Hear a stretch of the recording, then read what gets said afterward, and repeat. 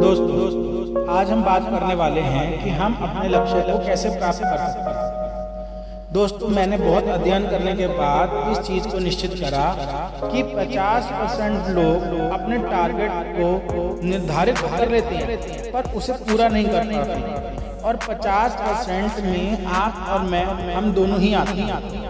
हम अपने लक्ष्य का चुनाव तो करते हैं और ये पता होता है कि मुझे ये लक्ष्य प्राप्त करना है, पर उन 50% लोगों में से केवल 5% लोग ही अपने लक्ष्य को प्राप्त कर पाते हैं।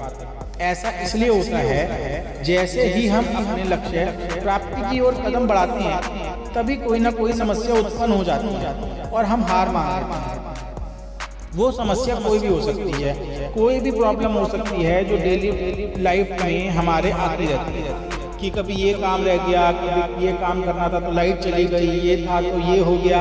ये सब चीज़ें हमारी लाइफ में आती रहती है जिसकी वजह से 45% जो उन 50% में से हैं वो अपने लक्ष्य प्राप्त नहीं कर पाते। मैं भी कई लक्ष्य का निर्धारण करता हूँ, जैसे कि रात को 2 बजे 2 विषय पर मैं अपना ये काम पूरा कर लूँगा, पर होता क्या है मैं रात को 2 बजे उठ नहीं पाता या 12 बजे मैं उठ नहीं पाता, जिसकी वजह से मेरा वो काम फिर से रह जाता है। अगले दिन मैं ये टारगेट लगाता हूँ कि जो मेरा काम जो मैंने सोचा हुआ है उसको मैं 2 हिस्सों में बांट लेता हूँ। 10% मैं शाम को कर लूँगा और 10% सोने से पहले। पर होता सेम है कि मैं वो किसी न किसी समस्या के कारण आधा होता है और आधा नहीं हो पाता, जिसकी वजह से मैं अपना काम उस दिन कभी पूरा नहीं कर पाता। दोस्तों इसका समाधान इस कहानी में बताया गया है, जिसे पढ़कर आपको उन 5% लोगों में शामिल होने का पूरा मौका मिल सकता है। इस कहानी को बहुत सुंदर तरीके से बताया गया है और इसमें अगर आप ध्यान से सुनेंगे तो एक एक चीज आपको लक्ष्य प्राप्ति की ओर ले जाते हुए दिखेगी। दोस्तों एक बार की बात है, एक राजा के पास कोई संतान नहीं थी। समय के साथ वो बूढ़ा हो रहा था और उसे अपने राज्य के लिए एक योग्य उत्तराधिकारी की चिंता सताने लगी। योग्य उत्तराधिकारी की खोज के लिए राजा ने पूरे राज्य में ढिंढोरा पिटवाया कि अमुक दिन शाम को जो मुझसे मिलने आएगा उसे मैं अपने राज्य का एक हिस्सा दूंगा। राजा के इस निर्णय से राज्य के प्रधानमंत्री ने रोष जताते हुए राजा से कहा, महाराज आपसे मिलने तो बहुत सारे लोग आएंगे और यदि सभी को आप कुछ न कुछ हिस्सा देते जाएंगे राज्य का तो राज्य टुकड़े टुकड़े हो जाएगा। ये तो गलत है। राजा ने प्रधानमंत्री को आश्वस्त करते हुए कहा, प्रधानमंत्री जी आप चिंता ना करें, देखते रहें क्या होता है। निश्चित दिन जब सबको मिलने आना था, राजमहल के बगीचे में राजा ने एक विशाल मेले का आयोजन किया।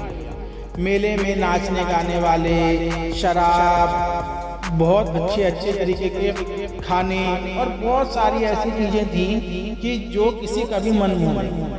मेले में कई तरीके के खेल भी हो रहे थे, जिसके कारण राजा से मिलने आने वाले कितने ही लोग नाच गाने में अटक गए, कितने तो कुछ सुंदरियों को देखने में लग गए, कितने तो खाने पीने में व्यस्त हो गए, कुछ वहाँ पे घूमने फिरने के आनंद में डूब गए और शाम बीतने लगी। अभी तक राजा के पास कोई नहीं पहुँच पाया था, क्योंकि रास्ते में जो जो चीजें उनको दिखी और वो उस पर मोहित होते चले गए। इसी बीच एक व्यक्ति ऐसा भी था जिसने किसी चीज की तरफ नहीं देखा। उसके मन में एक निश्चित उसने सोच रखा था कि मुझे आज राजा से मिलना ही है। वो बगीचा पार करते हुए सीधा राजमहल के दरवाजे पर पहुंच गया। वहां खुली तलवार लेकर 2 चौकीदार खड़े हुए थे, जिन्होंने उसे रोका और रुकने के लिए कहा, पर उन चौकीदारों को धक्का मारते हुए वह व्यक्ति सीधा राजमहल में चला गया, क्योंकि आज वो सोच कर आया था कि आज मैं राजा से मिलकर ही रहूंगा। अब जैसे ही वो अंदर पहुंचा, राजा उसे सामने ही मिल गया और राजा ने कहा, मेरे राज्य में कोई व्यक्ति तो ऐसा मिला जो किसी भी लालच में फंसे बिना अपने टारगेट तक सीधा पहुंचा, वो भी मुझसे। तुम्हें मैं आधा नहीं पूरा राज्य देता हूँ, तुम ही मेरे उत्तराधिकारी बनो। वह व्यक्ति खुश हुआ कि जिस लक्ष्य से मिलने वो पहुंचा था वो उसका सफल हो गया।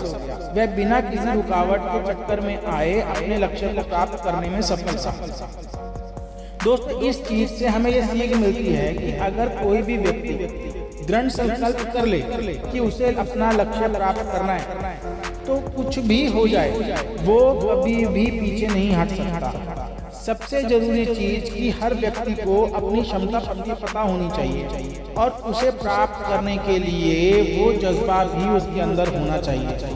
कहते हैं जिंदगी खेलती भी उसी के साथ है जो खिलाड़ी बेहतरीन होता है। दर्द सबकी एक से हैं, मगर हौसले सबके अलग अलग हैं। कोई हताश होकर बिखर जाता है तो कोई संघर्ष करके निखर जाता है।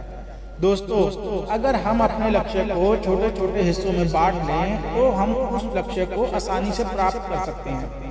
मैं भी यही करता हूँ। अब मैंने ये अपना टारगेट बना लिया है कि जो काम मुझे आज पूरे दिन में करने हैं मैं उसको एक निश्चित समय देने की जगह सुबह से ही शुरू कर देता हूँ कि थोड़ा थोड़ा करते करते शाम होने तक इतना ऐसा हिस्सा बचता है कि जिसे मैं आराम से सोने से पहले पूरा कर सकता हूँ। बहुत इम्पोर्टेंट चीज़ है कि हमें अपने टारगेट को अचीव करने के लिए अपने आप को दृढ़ संकल्प देना ही पड़ेगा। अपने आप को हर वक्त मोटिवेट करना ही पड़ेगा और ये चीज़ बतानी पड़ेगी अपने आप को कि मैं इसको प्राप्त करने के लिए कुछ भी कर सकता हूँ। तो दोस्तों, अगर आपको मेरी ये कहानी अच्छी लगी, मेरी ये वीडियो पसंद आई तो प्लीज़ लाइक एंड सब्सक्राइब जरूर करिएगा और बने रहिएगा मेरे साथ and please press the bell icon.